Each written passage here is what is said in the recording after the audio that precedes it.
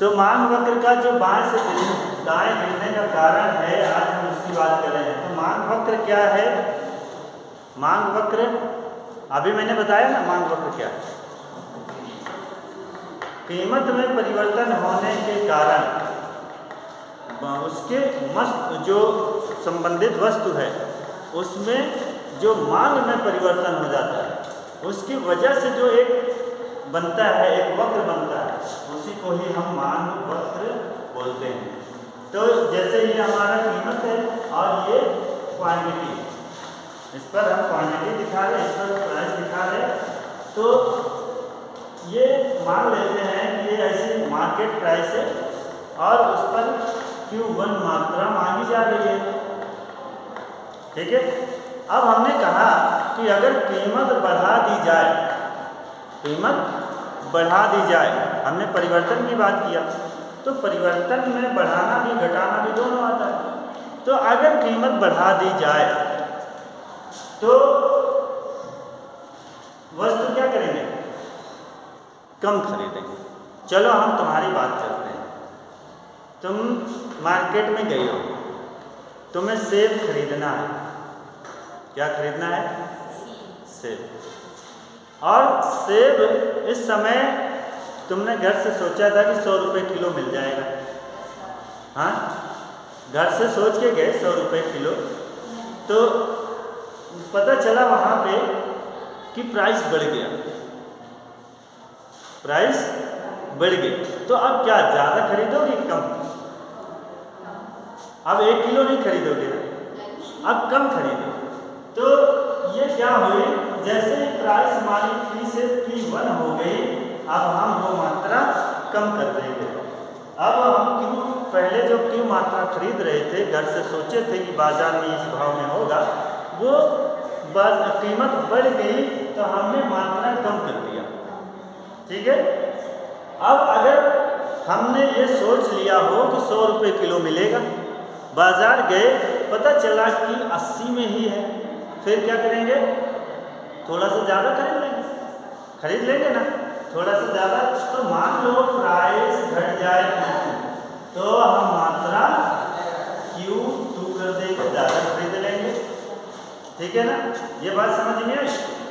चलो सर, हाँ, तो अब हम इन सारे बिंदुओं को शांत हो जाओ, इन सारे बिंदुओं को मिलाती हुई एक रेखा खींच देंगे। यही जो रेखा होगी वही मांग रेखा होगी या मांग वक्र होगी, डिमांड कर्व होगी।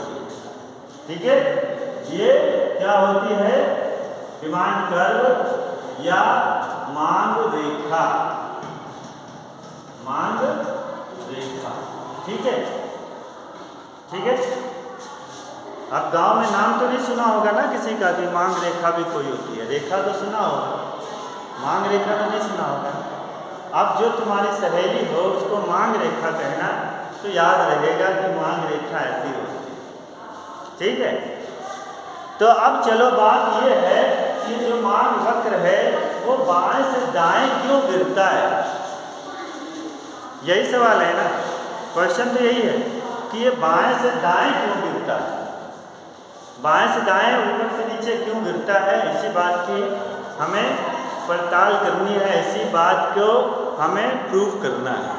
ऐसा क्यों लग रहा है? तुम्हें भी लग रहा है कि नहीं, ऐसा क्यों? तो ये देखो, पहले तो ये समझ लो ये ऊपर से नीचे है, हम ऐसे खड़े हैं, बायां हमारा ये है और दायां ये है। और अगर हम इस चित्र को देखें तो ये बाएं से दाएं गिर रहा है ना, चाहे हम इसको कहें बाएं से दाएं, चाहे कहें ऊपर से नीचे, चाहे कहें ऋणात्मक, तीनों बातें एक हैं। जो भी पक्ष ऊपर से नीचे को गिरेगा वो ऋणात्मक कहा जाएगा। ठीक है ना।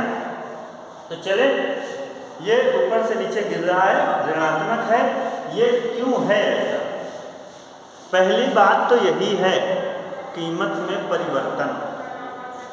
पहली बात तो यही हो गई ना, कीमत में परिवर्तन। हमने देखा कि कीमत में परिवर्तन हुआ तो मांग वक्र नीचे को आ गई, कीमत बढ़ गई तो कम खरीदा, कीमत घट गई तो ज़्यादा खरीद लिया।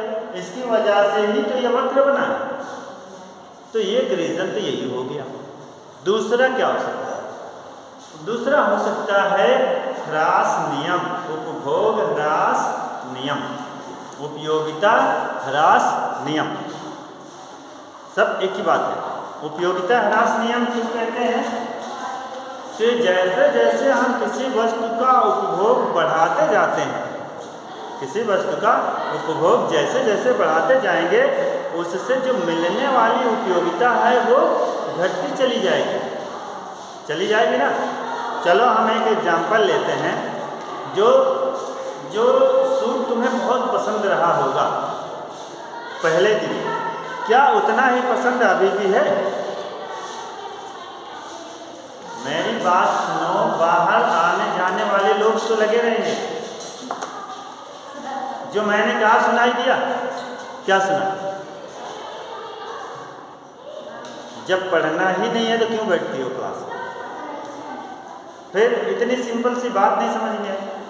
हमने कहा जो कपड़ा या सूट तुम्हें पहले दिन बहुत अच्छा लगा था, क्या उतना ही अच्छा आज भी लगता है? हैं? लगता है? अच्छा, ये तो उल्टा हो गया फिर। जो चलो, अगर हम जैसे तुमने आज कितनी रोटी खाई? कितनी रोटी खाई है? खाई नहीं? तुमने खाई? कितनी खाई? 2 खाई। चलो, 2 रोटी खाई। जितना पहली रोटी से खुशी मिली, आनंद मिला, उतना दूसरी से भी मिला? उतना ही मिला? नहीं मिला, कुछ कम मिला। चलो, अगर हम तुम्हें 1 किलो लड्डू दे दें तो अंत तक उतना ही स्वाद आएगा? पहले खाओगे, दूसरा खाओगे, तीसरा खाओगे, लास्ट तक उतना ही आनंद आएगा, उतना ही अच्छा लगेगा। एक साथ बैठना, ये नहीं कि एक आज खा लिया, एक कल खा लिया, एक परसों खा लिया, ऐसे नहीं करना। एक साथ, एक समय एक ही स्वाद रहेगा। पूरा 1 किलो खा जाओगे? 1 किलो खा जाओगे? फिर इसका मतलब है कि पहले तो लगेगा कि और खा लें, 4-5 खाने के बाद इच्छा करेगी अब ना खाएं। लगेगा ऐसा कि नहीं लगेगा? तो यही क्या है? उपयोगिता ह्रास नियम है। पहले उसकी उपयोगिता हमें बहुत मिली पहले वाले में, दूसरे में कुछ कम हुई, थोड़ा सा कम अच्छा लगा था, तीसरा वाला और कुछ कम अच्छा लगा, चौथा वाला और कुछ कम अच्छा लगा, 5वां वाले से लगा कि ये 5वां खाने के बाद 6वां बिल्कुल ना है।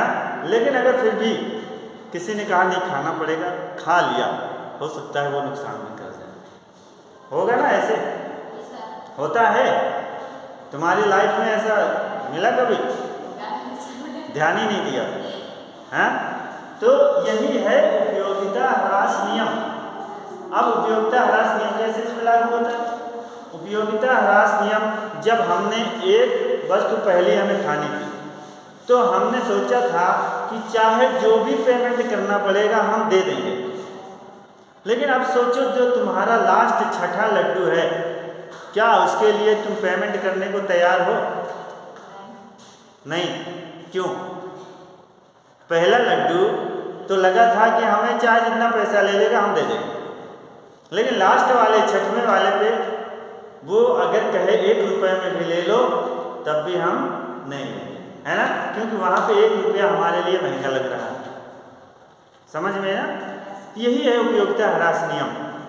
तो उपयोगिता ह्रास नियम पे जैसे जैसे कीमत उसकी बढ़ती जाती है, वैसे वैसे ही उसकी उपयोगिता भी हमें, जैसे जैसे उपयोगिता घटती है वैसे वैसे उसकी हम कीमत कम देने को तैयार होते हैं।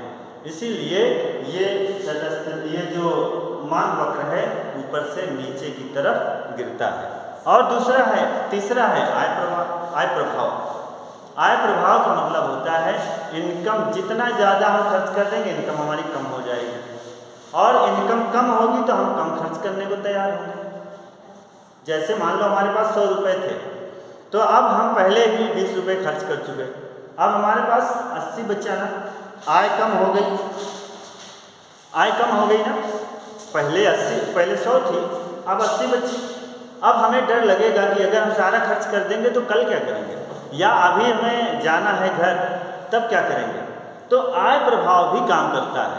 जैसे जैसे आय हमारी कम होती जाएगी हम कम खर्च करेंगे, और बढ़ने से कम होते जाना ही तो मांग वक्र का ऊपर से नीचे आना है। ऊपर ज़्यादा से कम होना ही तो मांग वक्र में ऊपर से नीचे आ रहा है ना भाई। इधर देखो, कीमत जैसे बढ़ी तो हमने वस्तु कम खरीद ली है, और जैसे कीमत कम हुई वस्तु ज़्यादा खरीद लिया। एक बढ़ रहा है एक घट रहा है, इसीलिए ही मांग वक्र ऊपर से नीचे की तरफ आ रहा है, इसीलिए ऋणात्मक है। तो इसलिए यही जो रीजन्स हैं, यही रीजन के कारण ही मांग वक्र ऊपर से नीचे की तरफ खिसकता है। पहला क्या है, कीमत प्रभाव। जैसे कीमत बढ़ गई तो मांग घट गई, कीमत घट गई तो मांग बढ़ गई। दूसरा क्या है, तो उपयोगिता ह्रासनी। तीसरा क्या है, आय प्रभाव, है ना। जैसे जैसे उपयोगिता घटेगी वैसे वैसे ही हम कम खरीदेंगे, और आय प्रभाव में क्या होगा, जितने ज़्यादा हम खर्च करेंगे आय हमारी घटेगी, और आय घटेगी तो हम कम खर्च करने के लिए तैयार होंगे। तो इसीलिए यही 3 रीज़न हैं जिनकी वजह से मांग वक्र ऊपर से नीचे बाएं तरफ जाता है।